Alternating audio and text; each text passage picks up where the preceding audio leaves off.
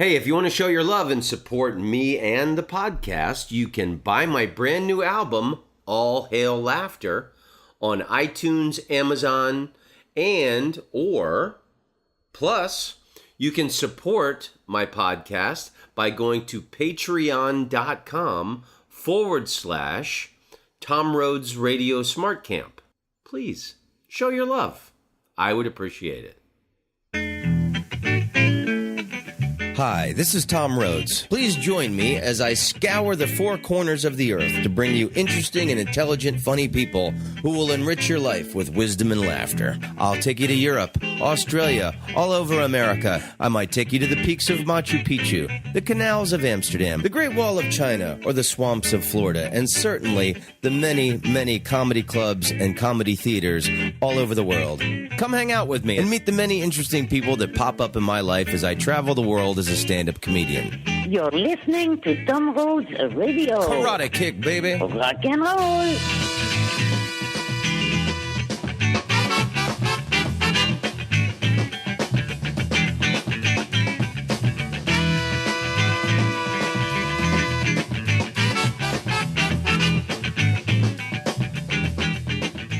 Well, hello, and welcome to Tom Rhodes Radio Smart Camp. I am speaking to you from Basel, Switzerland. I have unexpectedly been stuck here.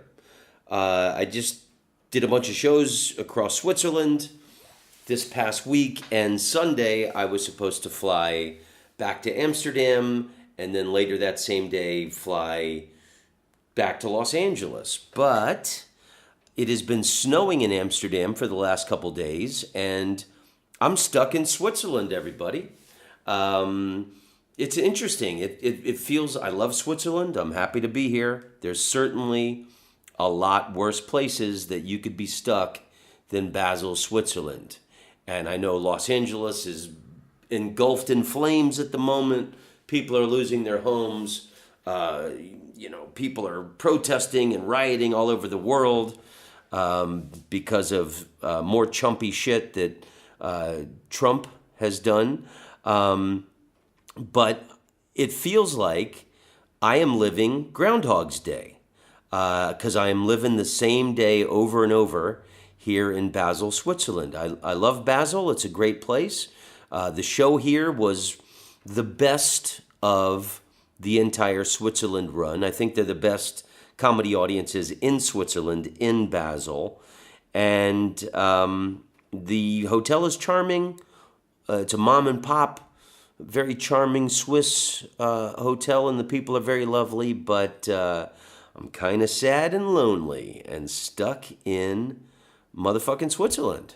And it is currently snowing heavily in Amsterdam. I'm communicating with a few friends there, and they're sending me photos and videos, and it's not looking good for my flight out of here tomorrow morning at 6 a.m. So I'm walking around. It's raining. It's cold. I don't know if you know much about Switzerland, but the western half of Switzerland speaks French in Lausanne and Geneva, and then the eastern side, Basel and Zurich, speaks German. So I'm on the German-Swiss side. Let's learn some things, huh? How about some knowledge nuggets? That'll cheer us up. You know, it's always a good day when you learn something. Did you know that naked hiking is very popular in Switzerland? Even in winter, people here enjoy naked hiking. And I think that is probably where yodeling came from. I think it was maybe a cry for help. Yodel-a-hoo-hoo, yodel-a-hoo-hoo. There's a naked man climbing up my slope. Please help, yodel-a-hoo-hoo. He has an erection. He's coming this way. Yodel-a-hoo-hoo. Yodeling is an interesting human noise to come out of your mouth. Who invented that and why? The naked hiking probably had something to do with it. Man, I had a really great trip to Switzerland. It's kind of weird that the trip isn't over yet, and it seems to continue. I worked with some really great young comedians doing these gigs. There was an Italian guy named Luca Cupina, who was absolutely charming. He's from Bologna, Italy, lives in London now. Did some very funny stuff about being Catholic, and the more people he gets to follow Jesus, it'll be helpful for him getting into heaven. And he was talking about how he has a girlfriend, but ladies, please come up and talk to him because he wants to know how strong his love is by the level of temptation that he would feel. So he started the show. He's a very funny, lovable guy. And I came up with a good joke talking to him about Michelangelo designed the Swiss Guards uniforms at the Vatican. The Swiss Guard protect the Pope, and they have very colorful, flamboyant uniforms. And do you think everybody knew instantly that Michelangelo was gay once he turned in the designs for the Swiss Guard uniforms? Should we use every color, Michelangelo? And the frilly collars and silly-looking sissy pants? Anyway, so I'm walking around in the rain here. In Germany and Switzerland, Christmas markets are very big, and they sell like glue wine, which is this delicious, warm red wine they only serve at Christmas time. So, there's a lot of rich people in Switzerland, and they all seem very happy walking around under their umbrellas at the Christmas markets. And I'm cold and missing my fantastic wife, and can't wait to get the fuck out of here. So there's a lot of things to tell you. Let me tell you some more. Let's learn some knowledge nuggets. Did you know that, so Switzerland is a neutral country. They're always neutral. I know they turned over some Jews to foreign authorities, and they've laundered lots of dirty money, allegedly.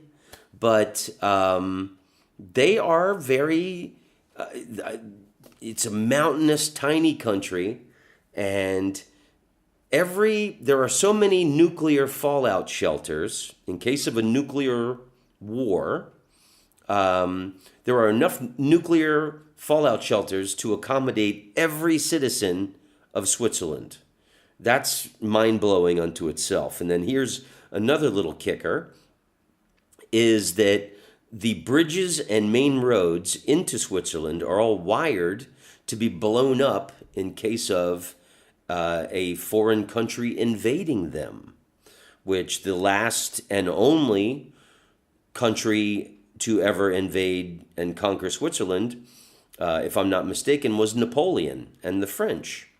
So also it's compulsory for every citizen to be in the army. Everyone has to serve in the military here, and men in the military, and even when they leave the military, are encouraged to take their machine guns and rifles and pistols and keep them in their homes in case of a foreign invasion. And they have very liberal gun laws. Loads of people own as many guns as they want of any variety. And apparently, from what else I read, all over Switzerland are little Swiss houses that are not actually houses, but caches or arsenals full of weapons, machine guns and rifles and grenades and whatever, just in case there is a foreign invasion. So these people, they've got all the money in the world, so why wouldn't they protect it? But seems a little paranoid that they would be so worried about foreign invasion and nuclear war, especially if they're neutral and don't get involved in things. So here's another little knowledge nugget to keep you warm and cozy. In Switzerland, Sundays are protected by law. And I learned this yesterday walking around Basel. Everything was closed. Only a few, like a kebab shop was open, a couple of bars, but they really protect Sundays for people to spend it with their family and have a day of leisure. And also, the noise is protected. They don't want people making a lot of noise. It's illegal to make a lot of noise on a Sunday because they want to protect this sacred day for people to relax and not be irritated by somebody drilling or banging with a hammer or some other noisy shit. So it's protected by laws. Sundays, it's illegal. You cannot mow your lawn. You cannot hammer. You cannot drill. You cannot hang laundry. I didn't think that was noisy, but apparently, if your kids are running around while you're hanging up oh, listen, there's a Swiss siren in the distance. Maybe it's an invasion. Maybe we'll get to find out where the arsenal of weapons are.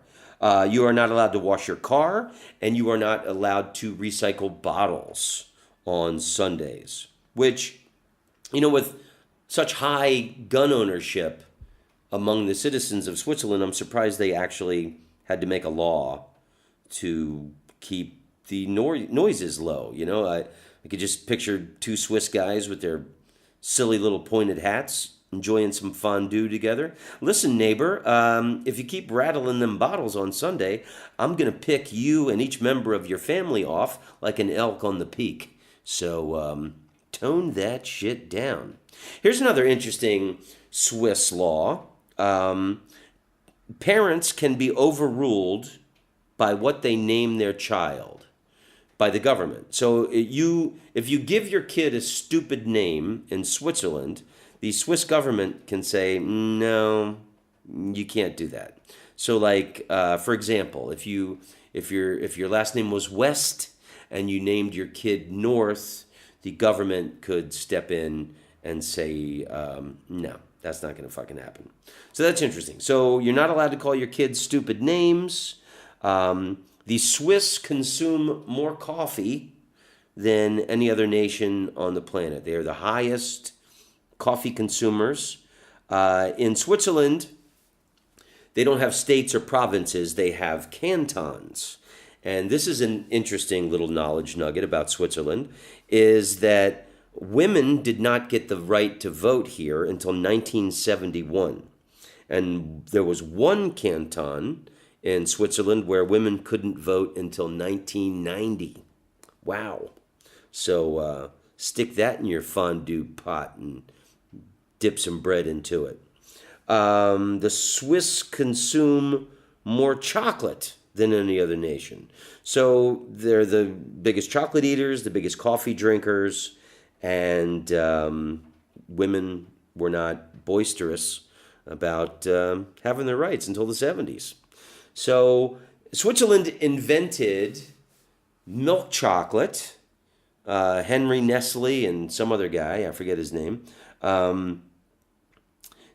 So the Swiss invented milk chocolate.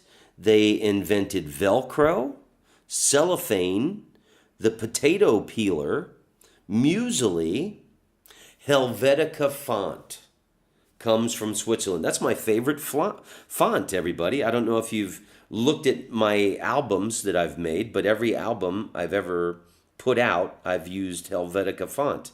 It's my favorite. Hey, thanks, Switzerland. And hey, if you haven't already, you should buy my new album on iTunes or Amazon. It's called All Hail Laughter. Switzerland also invented absinthe and LSD. It's interesting that two of the biggest mind-altering substances ever created were created in Switzerland because nature is the answer, right? Nature is a holy communion with chilling your soul out and getting balanced and getting right with the universe. It's interesting that Swiss people at one point went, it's not enough. Going to need some psychedelic drugs. So I'm speaking to you now from Basel, Switzerland, and Basel is in fact where LSD was invented. In 1943 by a scientist or a chemist named Albert Hoffman. And that's an interesting story if you've never heard it. I'm sure you've heard it, but Albert Hoffman was working on LSD, and apparently he got it. He was coming up with trying to come up with a truth serum or something like that. I could have researched this episode more. I have all the time in the world, but he got some on his fingers. I know that's the fact. And he was riding his bicycle home in 1943, and when the effects of the LSD started to come on, and he rolled around in a field for a little while and laughed, and it lasted for hours. He went home, and apparently his the female neighbor stopped by, and he thought she was like a monster. Really interesting, the story of LSD being invented in 1943. The world was at war. There was so much violence. There was so much killing and hatred. And just the thought of Albert Hoffman rolling around in the field, laughing his ass off, high on the first LSD trip, is kind of an interesting, beautiful thing.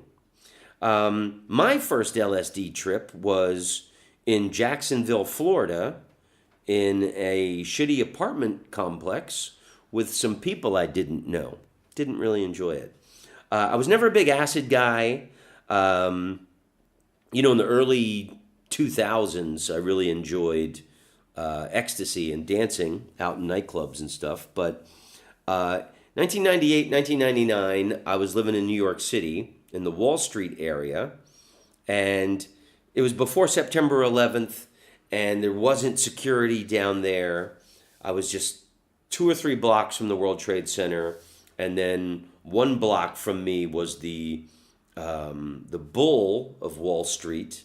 I lived at 71 Broadway, and that building is basically right at the entrance of Wall Street. It's Broadway and Wall Street is where that building is. So there was a guy from Baltimore, a real acid lover. Acid was this guy's life. I won't say his name, but he's not a well-known comedian, but this guy's life was acid. And he told me, I worked with him in Baltimore, and he said, listen, I know you're not into acid, I know you don't like it, but I've got this pure LSD drops on sugar cubes, and you have to take this. You have to trust me. So he said, you drop the sugar cube into a tea and then enjoy it. Like an hour later, it'll come on. So me being protective and preventative, whenever I did drugs, I would always break it in half. Never wanted to do a full dose. It's great now that I'm sober, I can reflect on these experiments. I would take half of a sugar cube, drop it into a cup of tea, and drink it. And this stuff was unbelievably good. And you felt the eternal vibration of energy in the universe and a part of it, and just pure goodness and being. That's how this shit was really good. And I had rollerblades, and I would put on my rollerblades after doing this acid at night and rollerblade around the Wall Street area. And I would go take a couple of spins around the World Trade Center, go in between the buildings, go down to the Bull, go down to Battery Park, just ripping up and down Broadway in that part of Manhattan. It was completely empty. I felt like Batman in Gotham. There were no humans around, and there was not many people lived down there. And also it was originally the Customs House. It's near where the Bull of Wall Street is. There's a little peninsula of concrete that wraps around this building that was originally the Customs House, and now it's the Native American Museum, which is a great museum if you ever have a chance to go there. But they have these brilliant, beautiful statues out front. And also a couple of times on that pure LSD, when I wasn't rollerblading, I would go climb those statues. And I did it once or twice with Mitch Hedberg, because he was my drug buddy, man. We took this, an entire dose of the sugar cube, pure LSD, and climbed around on those statues for a while. And that was the most enjoyable LSD experiences I ever had, was living in Wall Street and either rollerblading around Gotham or climbing on those statues. And LSD was invented in Basel, Switzerland. Who knew I would be lonely walking around in the rain while happy German Swiss people were all under umbrellas being all Christmassy at the Christmas market. So that's acid. Da da da da da da. Boom. What do you call? What kind of wife can do the ironing with her left hand, cook dinner with her right hand, feed her children with her left foot, and please her husband sexually with her right foot? What kind of wife? A Swiss Army wife. A woman in Zurich, Switzerland told me that joke the last time I was in Switzerland. And that's a pretty damn good joke if you're looking for a street joke for your repertoire. We did a show in Zurich on Saturday at this place called Mascotte, Mascotte. Really cool nightclub. Also, like in the dressing room, they've got all these posters of cool bands that have played there. It's like the cool concert venue, the hot nightclub of Zurich, and that's where they do the comedy shows. Every time I've played in Zurich was at this place. So there was all these people. There was a language school that was having their Christmas party there. So there was like 20 or 30 of these people, really great people, and like one guy that worked for the company was from Switzerland. He taught German. He said you have to be from the country that you are teaching the language.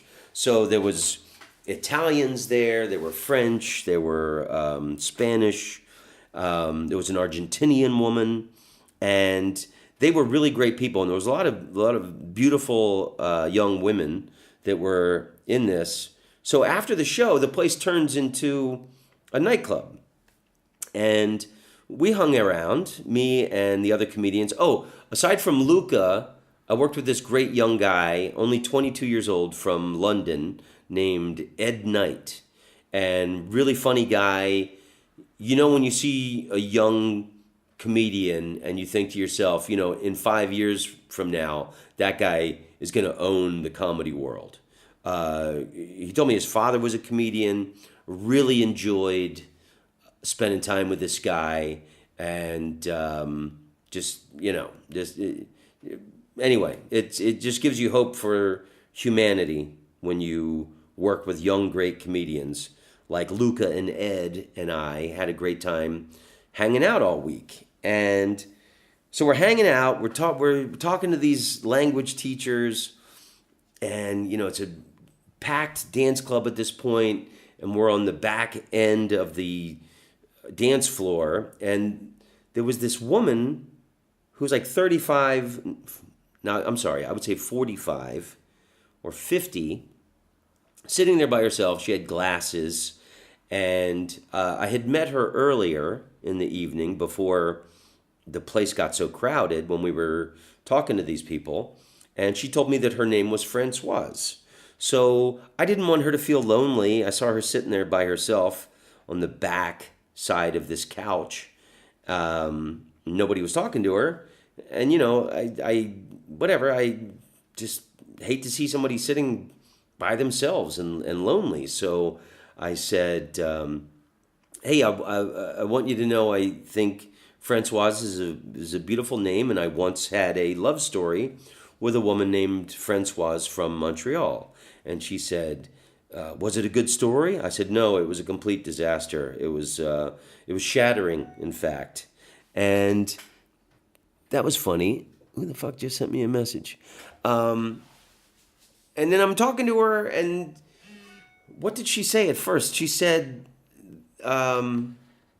about, it was kind of sad, man. She goes, first she's asking me, she said, it's really superficial. She goes, I do this. Oh, that was it. She said, I really needed this tonight to laugh.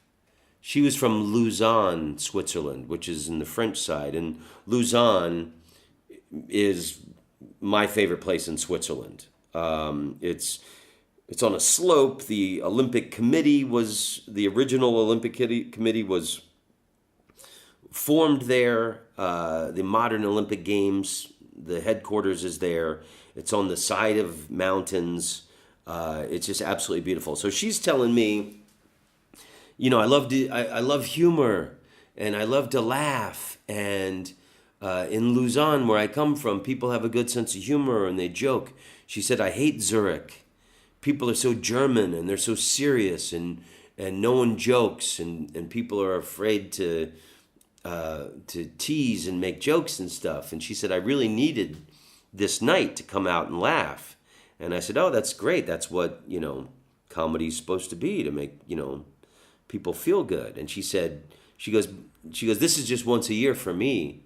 She goes, you do this every night. This must be superficial for you to do the same thing every night. I said, no, not at all. I love traveling the world and I love meeting people. And when would I ever get to meet someone named Françoise from Lausanne, Switzerland, and have a conversation with her? And then the conversation slipped into like a black pit before too long. She goes, so there's pretty women dancing just like a few feet in front of us, and she waves her hand and she says, you see this? Do you see these women? She said, I feel 22, but I'm old. She goes, I would love to meet someone. I would love to, she was a little drunk, you know what I'm saying? So she was just volunteering all this information. And she said, but I'm old. No one notices me. I'm invisible. And it was fucking heartbreaking, man. She feels 22. She'd like to meet a guy at a bar or whatever, or have some random sex. I don't know what she was getting at, but she feels old and invisible, and nobody notices her. And that's when I turned to Luca and Ed and said, hey, you guys ready to get the fuck out of here? It snowed in Zurich. That was awesome. I took some lovely photos. We had a day off, and we went to the Charlie Chaplin house. It's called Chaplin's World.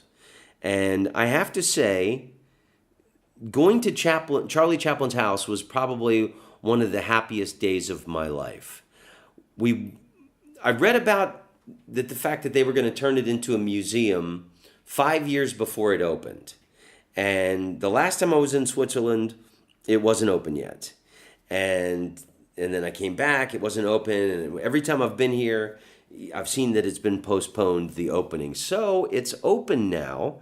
And I bugged the promoter since I've had this gig booked, to go. And the fact that we had a night off was why we all got to go there. And Ed and Luca were thrilled that we got to do this. We all did it together. So it was funny. We stayed at a really weird rich lady Airbnb, which, she had like hairless cats, and she was super wealthy. And of course, she was very touchy about certain things, like the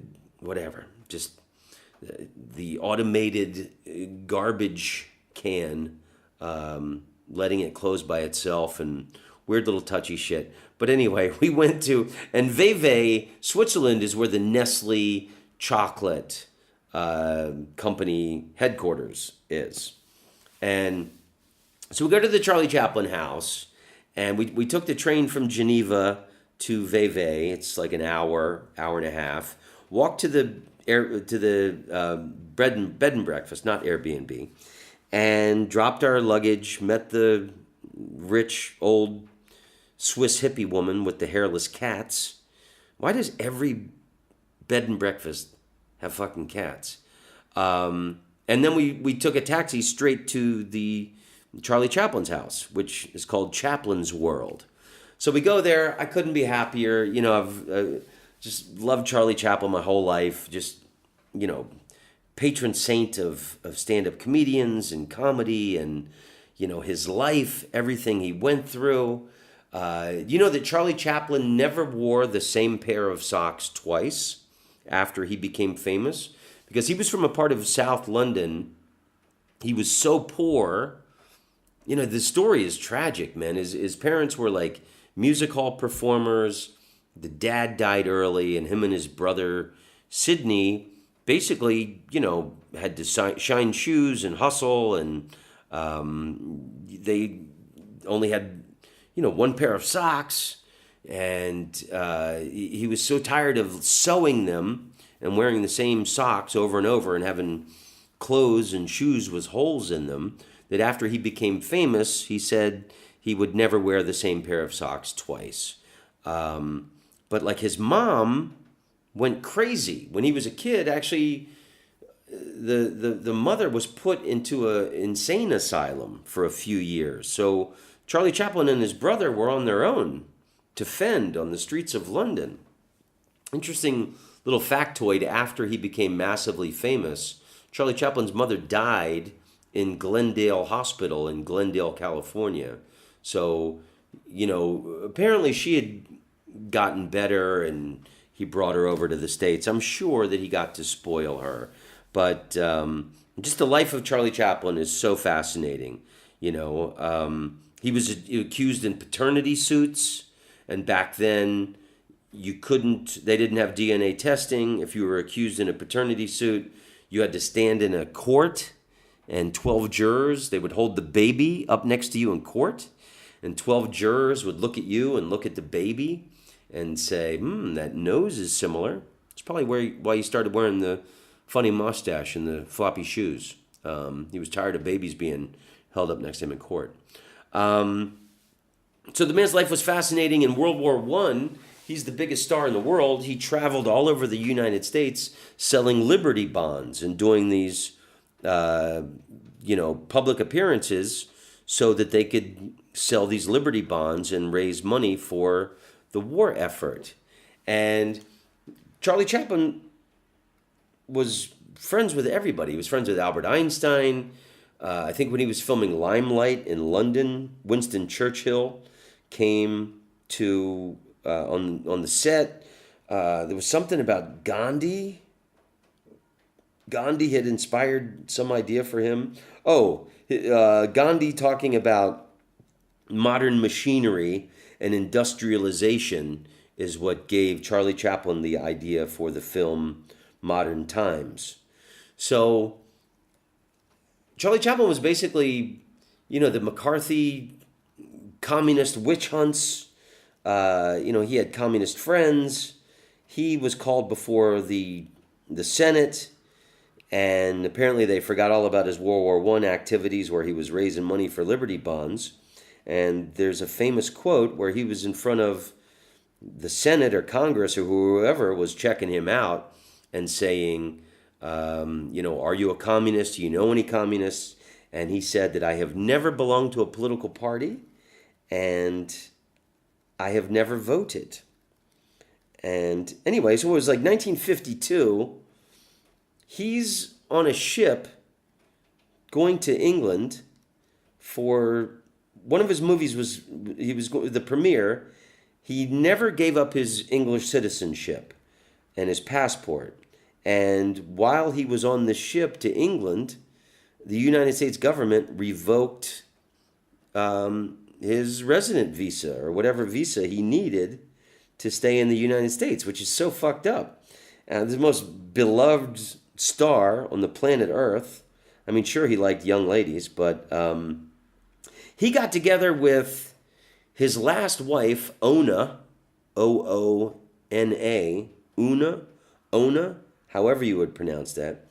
He was what was he? He was like 53 and she was 18 when they got together. And her father was the American playwright Eugene O'Neill. And Eugene O'Neill abandoned Ona and her mother when she was only 4 years old. So she gets together with Charlie Chaplin, and Eugene O'Neill was completely against their union and them getting together. If you abandon your wife and kid, I don't think you really have a right to fucking say anything, right? But anyway, they stayed together for the rest of his life, and they had 8 children together. And so they're on this ship. I gotta find this. Here we go. I'm looking for this quote about. This isn't it. So they end up moving to Switzerland together. Imagine all your personal effects. You got to get somebody to gather all this shit for you and ship it to Switzerland. It was kind of dirty what the United States government did to him. So this is a letter he wrote to a friend. With such happiness, I sometimes sit out on our terrace at sunset and look over a vast green lawn to the lake in the distance, and beyond the lake to the reassuring mountains, and in this mood think of nothing but enjoy their magnificent serenity. Okay, that's not the quote I was looking for. About, all right, bear with me here, people. Right now might be a good time to scratch your ass. Think about Switzerland. Here we go. Charlie motherfucking Chaplin. Dum, dum, dum, dum. So the house was magnificent. It was so cool to go to this house. You know, his study, and sit at his desk where he wrote his autobiography. He wrote a few of the movies he had in later life. Okay, here we go. This is it. Boom. Bear with me. This is a long letter that he wrote to a friend, and I'm going to read it to you. Because I'm in Switzerland, and I ain't got nothing going on. No, but it's good to learn shit, isn't it? Dear Clifford, just a note to let you know how life goes with us. Since we have pitched tent here in Switzerland, we breathe more deeply and freely. What a luxury it is, after living 40 years in that godforsaken country of yours. It's like just being out of prison. Europe is taking on a new look, both politically and culturally, and makes America seem old-fashioned. Living here gives one a perspective on the body politics of the world. America stands out like a large, ugly boil.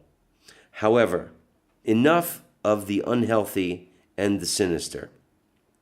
Life in Switzerland is really pleasant and can be anything you want it to be. One can rub elbows with the illustrious, the rich, and the artistic. And politically, one can agree to disagree with all of them, so different from the master-minded Americans that want to castrate you for having an opinion that differs from theirs. See why I wanted to read this to you? Seems like we're back in that McCarthy era period, what it feels like. We have a lovely house on 36 acres overlooking the charming old town of Vevey, where Rousseau and Courbet lived and worked for a while. The view of the lake and the distant mountains is ineffably beautiful, and the children explore it every day, going through the woods and through the orchards, climbing the cherry trees and the peach trees and the plum trees and the apple trees and the pear trees and what have you. These sunny days we have lunch in the orchard, and you should taste the corn we grow, and the strawberries and the raspberries and the black currants. And everything is so central. In 2 hours we can reach practically any European capital. I have made several trips to London and Paris, but spend most of my time in Corsair. It's Corsair Dux Vevey, which is right next to Vevey, where his house is. It is really the ideal country home. The summer started off poorly, but the latter part of it has been delightfully warm and sunny. Every evening we dine on the terrace and have been fortunate enough to surround ourselves with very good domestic help, who, I believe, like us, and do everything to make us happy and comfortable. Of course, Ona is responsible for that and has a way with the help. Kind of reminds me of Ashna and I's relationship where, I mean, not that we have fucking help, but I mean that she does everything for me. Edits the podcast, helps me with social media, she does my finances. What I read about Ona is that Charlie Chaplin had her on every movie set. She helped him with everything, the writing, being his editor. That's why I compare her to Ashna. Okay, so here the letter continues. There are several artists around, painters, writers, etc., if you want them. At the moment, I don't want them because I've started working on a new picture. Incidentally, Limelight is doing extremely well in Europe. So in making the new picture, I do not have to think of your goddamn country. As for the story, I will tell you all about it in another letter. Ona, like myself, has become quite European. We occasionally dine out of an evening. There are some charming restaurants, and the food is very good. One sits on the terraces overlooking Lake Geneva and dines to the beautiful music of Beethoven, Bach, and the Limelight theme. You know, he composed his own music for his movies. Limelight was one of them. That must have been a kick. I don't know whether you know Switzerland at all, but the cities are beautiful and clean, and the shops quite smart. However, living is pretty expensive and only a little less than in the U.S. Now, as to yourself, what are you doing these days? Are you working? What are your plans? How are you spiritually? Who the fuck ever asks anyone these days, your friends, your family, anyone, what a beautiful thing to ask somebody. How are you spiritually? God, what a beautiful thing to ask someone. Ona and I often wonder about you, so let us have a letter very soon, as we both are anxious to hear from you. As ever, love. Wow, what a beautiful letter. So you go to the house, you know, there's the study where his desk is, and I really enjoyed looking at the books on the shelf. There was Molière. He had like a lot of books on Napoleon, the life story of Abraham Lincoln. Apparently, he wanted to do a film where he was playing Napoleon, and he was writing it, and then that turned into, he scrapped that in order to do The Great Dictator and mock Hitler the way that he did. So the rise of Hitler in Germany is why he scrapped the Napoleon thing. So you go into the living room. There was a massive table for the dining room, and it's really cool. You go upstairs. They had the trunk that he traveled with. And I really like that. There was one room where just a massive map, and they're showing all the places that he traveled. He had his passport. And there was another room that showed how he impacted the news. And there was a wax figure of Winston Churchill. And I wasn't expecting this. So, and then you go into there's a bathroom, and then there was a wax figure of old Charlie Chaplin in the bathroom. And then this other room on the upstairs level, they showed the Chaplin family home movies. And this was my favorite part of the Charlie Chaplin house, was to see these old home movies and see how they lived there and how happy they were with the kids and him being silly and funny even as an old man. And there were wax figures, like kind of Madame Tussauds wax figures all throughout the thing, of him as an older man sitting in the chair and Ona sitting behind him. And then the movie projector was up on a massive pile of books. Apparently that's the way they adjusted the height of it. and then they showed the Chaplin Family Home movies.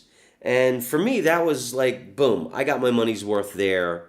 It's 24 Swiss francs are almost equal 1-to-1 for the US dollar now. So when we go to the Charlie Chaplin house, Chaplin's World as they call it, it was $24 to get in, and it felt like being smacked in the face with a cold herring. I was like, oh my God, that's fucking expensive.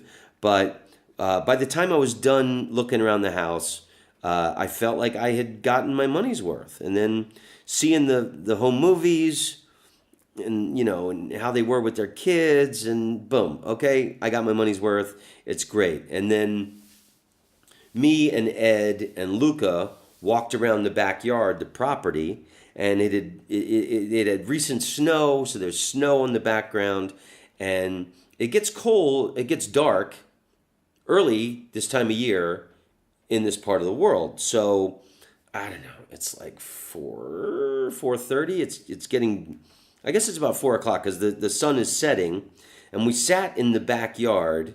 There was no one around. I guess in summer there's probably way more people visiting, but we sat in the backyard, and the view of the Alps, the Swiss Alps, well, I guess maybe it's France on the other side, at sunset was one of the happiest moments of my life, sitting in Charlie Chaplin's backyard as the sun set on the Alps. I achieved true happiness.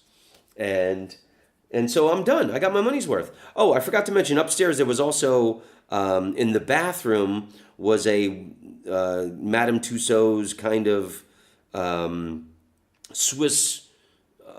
wax figure of Albert Einstein, because they were friends. So Albert Einstein is looking in this bathroom mirror, and he has his tongue sticking out. And then in the next room was a wax figure of Sophia Loren. So it was really cool to see these wax figures. So I sit in the backyard, watch the sunset. I got my $24 worth, no problem. And then Guy Stevens, who books the tour, he's like in waiting by the gift shop, and he's like, you gotta go. They got a 10-minute movie in there. He was hungry. He was ready to go. It's like 4:30. And we got there at like 2 o'clock in the afternoon.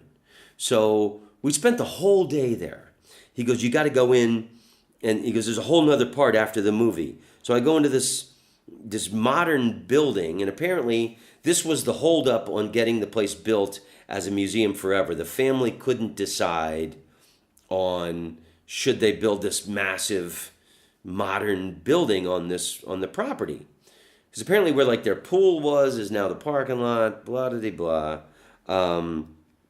I go in, there's no one there. Luca and Ed had gone on. I wanted to run back into the house and take a picture of that suitcase again, and then I was in there for a few minutes, and then I come out and see Guy, and he says, you got to go in here and watch this movie. So it was such an excellently done 10-minute film of Charlie Chaplin's life and sound bites of things he said or other people said, and how they told the story of his life in cinema. And then the screen opens up, and then it's this London street, and like a film set. So you get up out of the chair, and then you walk onto the set, and then I had already got my money's worth at the house. This Chaplin's World was amazing. They had different sets from his movies. Like one of them was from the Gold Rush, and then like the cabin, and it was on pulleys and wheels, because in that movie, The Gold Rush, the cabin is on like this precipice of this cliff, and it's going back and forth. The cabin gets blown onto this cliffside, and Charlie Chaplin is like running back and forth in the cabin going up and down, and you can see how they filmed it, because they had the cabin was up on pulleys and wheels, and if you ran to one side of the cabin that went up, it was really cool. And then there's a wax figure of him underneath the table, and then You go a little further, and then they like the mechanical cogs that he gets stuck in modern times. There was a thing where you could get in there and take a picture. They showed people that he had influenced. So it was a wax figure of Woody Allen, Roberto Benigni, Fellini, the Italian director, and then there was a Michael Jackson apparently got his moonwalk idea from Charlie Chaplin. And then Charlie Chaplin also wrote the song, I think it's called Smile, and Michael Jackson remade it or recorded it. So I thought that was cool, the fact that they showed the people that had been influential to him.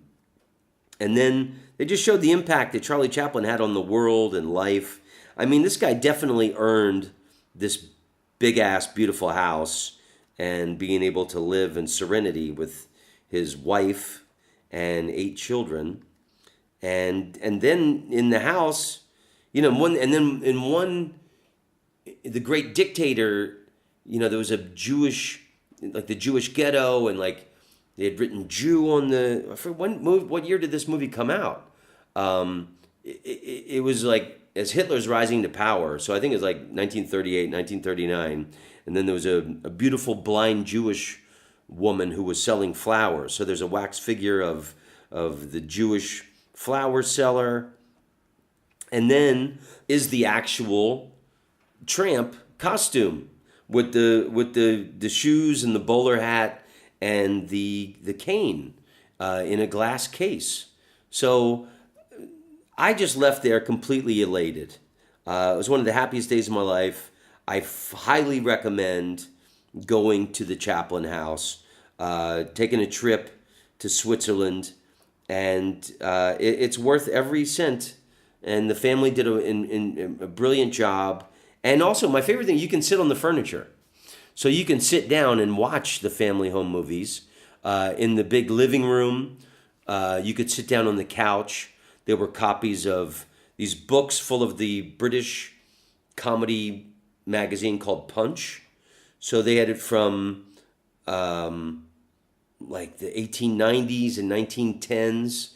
And you could sit there and flip through them. Apparently Charlie Chaplin loved the British magazine Punch. And I really, really enjoyed that. So from there we go to Zurich. Couldn't have been happier. Couldn't have been more elated. In Zurich, we went to the Café Voltaire, which is where the Dada movement started.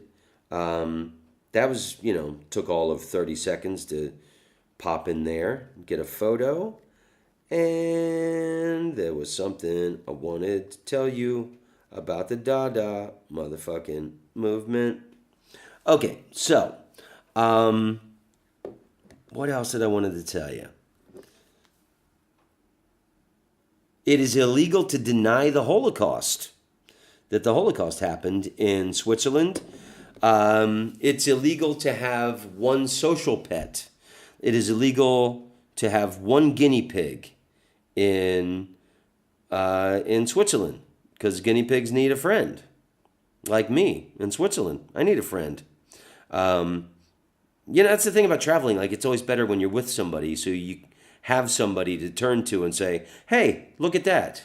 When you're by yourself, you don't really have anyone to say, hey, look at that. So that's another interesting law in Switzerland.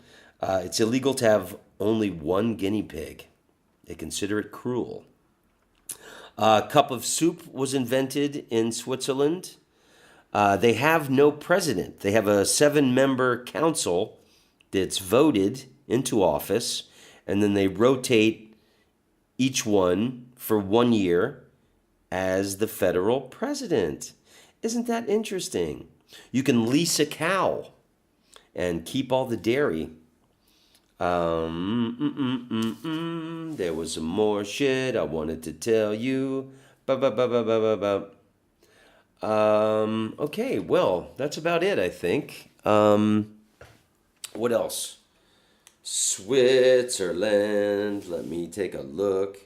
I went to the Killing Time yesterday. I went to the Kunst Museum here in Basel. Oh, the very first time I ever came to Basel, Switzerland, I Googled things to do, and there's a doll museum. And it sucked. It was a waste of money, waste of time. I walk by it whenever I come to Basel now. And so skip the doll museum.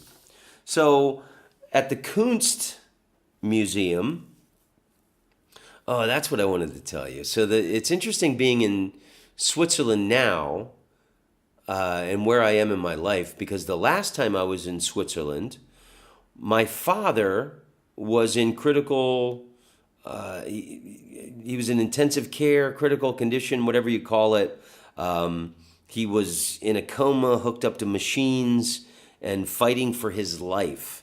So I remember the last time I was in Switzerland, I was getting emails from my sister in the States giving me updates on my dad and saying that he's barely hanging on and he's fighting for his life. Of course, my father was hit by a drunk driver. He was in the hospital for 3 months or longer, and then he got out, and then he got pneumonia, and that's how he died. You know, I will believe until the day I die he was killed by this drunk driver. And, you know, as a result of his injuries and his weakness, he got pneumonia. And so he slips into a coma. Things are fucked up. And I just remember the last time I was in Zurich walking around just crippled with worry, the pained, crinkled forehead of fucking worry and afraid to lose my father. And then I went to London a few days later, and he died while I was in London. So it's interesting to come back to Switzerland and walk around Zurich and be reminded of the last time I was here and just, you know, fucking crippled with grief and worried about my dad. So I'm in a much happier place now. And I plan on giving my kid a stupid name. So I'm glad I don't live in Switzerland where they could reject it.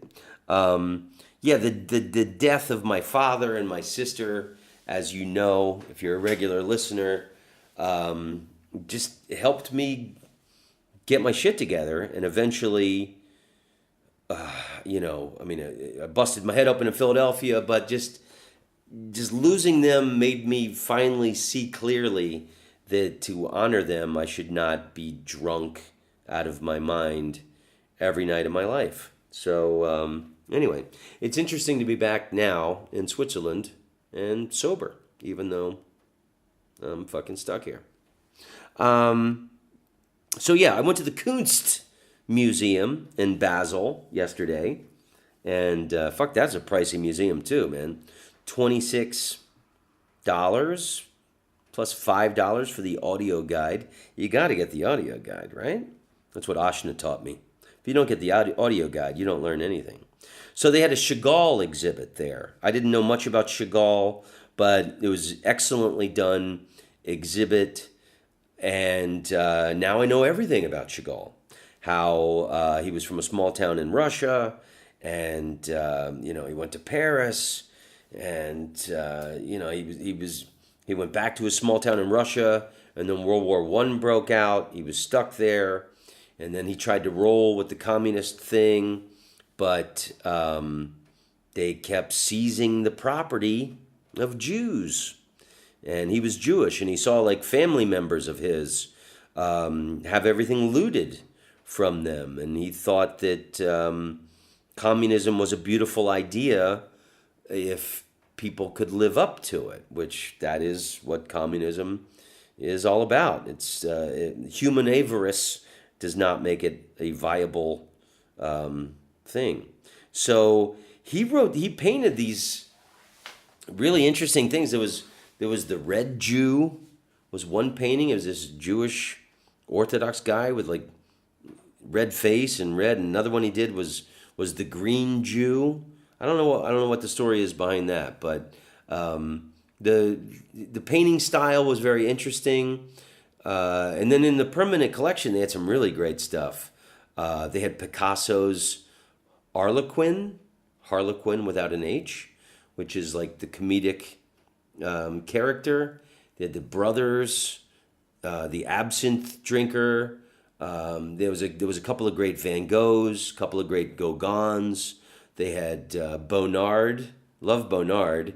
The women. He painted his chick in the bathroom naked, doing her hair and in the tub, all that kind of stuff. Really, really enjoyed the Kunst Museum. Here's a stupid joke. So there was one part of the museum.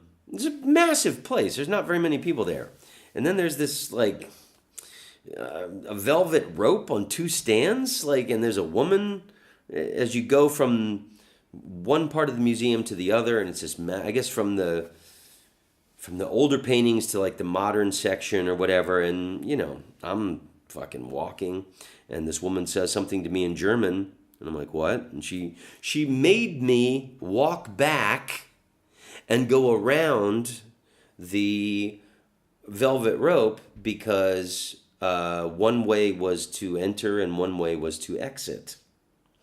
And this woman, instead of just letting me walk freely, made me walk back and do it properly. And as I walked 3 steps past this woman, I said, medium loudly, well, now I know why they call it the Kunt Museum. Anyway, it's an old joke I used to do about how English people pronounce the C word. So, and that's the thing about Germans, and the German Swiss are like that too, is these people follow rules. I just to get out of this hotel, I went and walked around in the rain for like an hour and a half today, and it's raining. The stoplights are very long, and you see this in Germany, you see this here, where there's no traffic coming, and yet the people still stand waiting for the green man light, the green it's okay to walk now symbol, where everyone else in the world would say, hey, fuck it, it's raining, there's no cars, I am going to cross the street. So these people do not jaywalk. They fully observe the don't walk symbol even when there's no cars. So there was this one painting that really I thought was really heavy at the Kunstmuseum, and it's called The Triumph of Death. Oh, so they had a couple Salvador Dali paintings there, and one of them, the best one, is called Burning Giraffe. And there's a woman, like a figure of a woman, and she's got like a blue dress, and she has drawers, like dresser drawers, coming out of her chest and her like lower body area. And then really tiny on the bottom left-hand side is a giraffe on fire. And the name of the painting is called Burning Giraffe. I know that Salvador Dali was greatly influenced by Hieronymus Bosch. And Bosch's paintings, very conceptual, very imaginative about like what hell would look like. In one Bosch painting, there's like a giant bird sitting on a chair and he's eating a man. So this painting that I saw, The Triumph of Death, at the Kunstmuseum, was very reminiscent of like that Bosch, Hieronymus Bosch kind of paintings. But it was interesting. So it's like, there's like this army of skeletons and they're just slaughtering fucking people. And there's so much going on in this painting. Up on the mountain, there's an armored knight falling off of the mountain, and it's just death is winning this battle everywhere. They're stabbing people and they're fighting, and it's interesting, people fighting death. And definitely that made me think of my father and the last time I was here. But every single one of us is fighting death every day. And it was a really cool painting, the Skeleton Army. And yeah, anyway, you should Google it. I don't know who fucking painted it. Here, let me take a look at my camera real quick and see. My computer's full. My Canon app is not letting me pull up any photos. Okay. So I actually have to pull up my camera. All right, here we go. There's the Chagall. There's a red Jew. There's a green Jew. Yeah, there was an Andy Warhol print of like a car accident with these people upside down in a car. That was really disturbing. Chagall was amazing. There's the Dolly. There's the burning giraffe. Oh, and there was a Picasso pregnant baboon. That was kind of cool. All right, where's this? Oh, man, I loved this painting. Lucretia by Peter Koch van Elst. Pieter. Peter. Coecke. Koch. Van, V-A-N. A-E-L-S-T. Peter Koch van Elst. He lived 1502 to 1550, and the name of the painting is Lucretia. Really cool-ass painting. This naked woman. Okay, where is this? I did something wrong. There we go. And she's putting like a sword in her torso. Okay. Here we go. Let me find. Resurrection of Jesus was cool. What was that? The Resurrection by Albrecht Aldorfer. Albrecht, first name. Last name is Altdorfer. Altdorfer.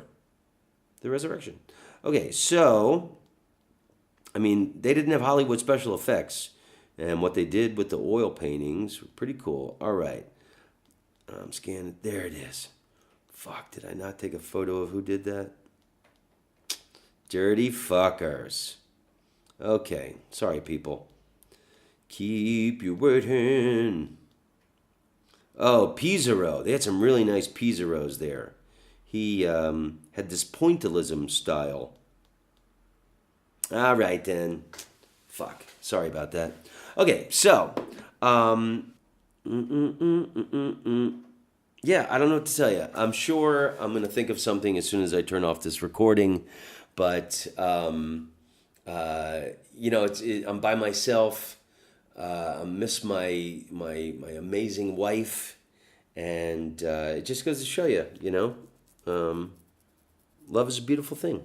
And I really appreciate you listening. I appreciate my Patreon people. Definitely, I'm being charged for a hotel. Fuck. It's 2 nights in a row. And I'm afraid I'm probably going to be stuck here for a couple more days. And then I'm supposed to fly to Florida on Thursday. So, I don't know, man. It's all fucked up. Life could be worse. Stay cheerful. I'm going to go to bed early. Hopefully I can get the fuck out of here. And that's it. Sorry the last 5 minutes have been scatterbrained. But you try and talk for an hour and see how you do with it. Anyway, I love you. Switzerland is amazing. And, let's all go naked hiking sometime. Sounds fun.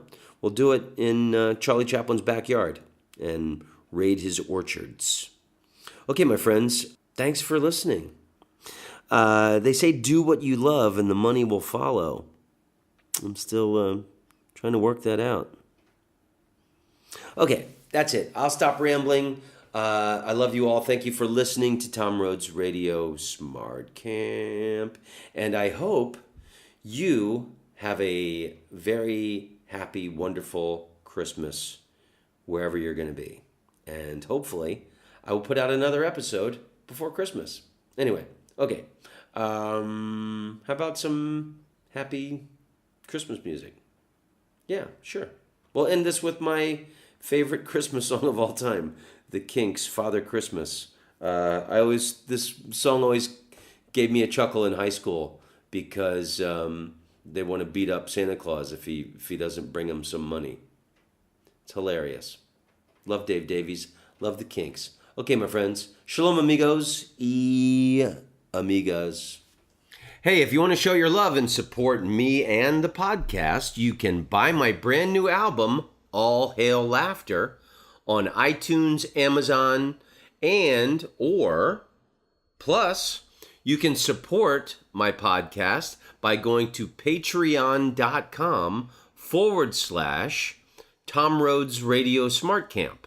Please, show your love. I would appreciate it.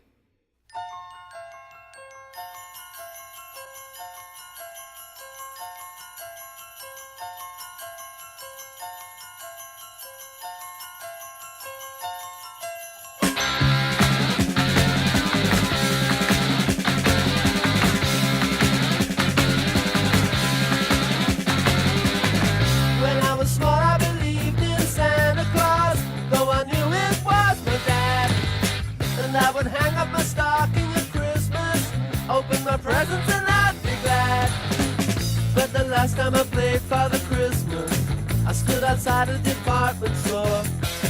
A gang of kids came over and mugged me and knocked my reindeer to the floor. They said, Father Christmas, give us some money. Don't mess around with those silly toys. We'll beat you up if you don't hand it over. We want your bread, so don't make us annoy. Give all the toys to the little rich boy.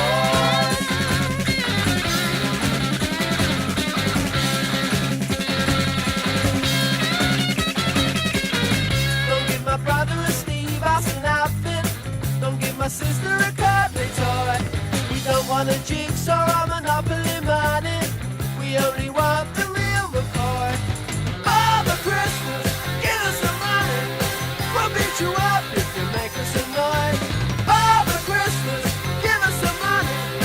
Don't mess around with those silly toys.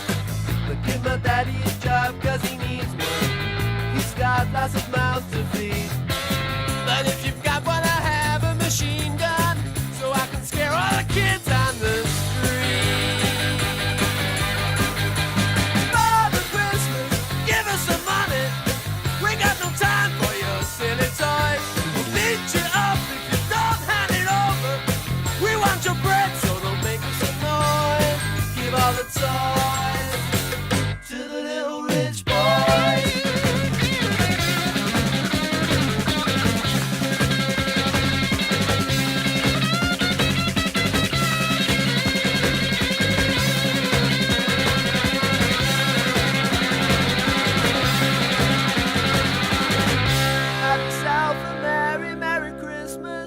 Have yourself a good time.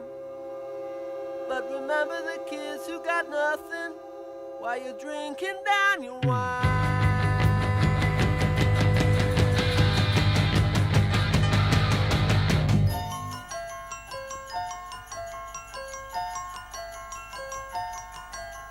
Father Christmas, give us some money.